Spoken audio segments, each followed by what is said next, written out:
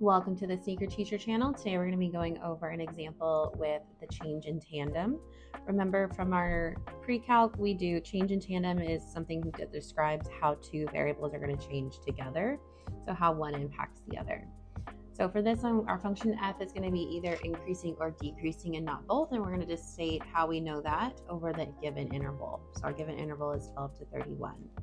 So first thing we're going to look at is how our x values are changing. So plus 4, plus 2, plus 7, plus 6. So we can see that they are increasing. And for our outputs, we're going to look at the change as well. And so I'm subtracting 0.01, 0.19, 0.05, and 0.05 as well for that last one. So because of this, f of x is actually going to be decreasing on our interval from 12 to 31. And this is because of what we can see on our table. We can see that as the x values increase, the y values are going to be decreasing.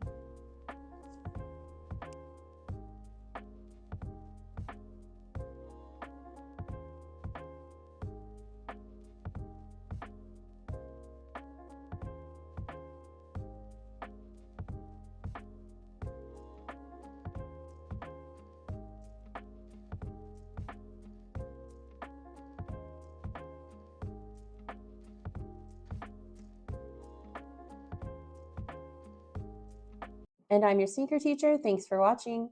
Drop a comment below if you've got questions or want another problem. Don't forget to subscribe, keep your kicks fresh, and stay irrational.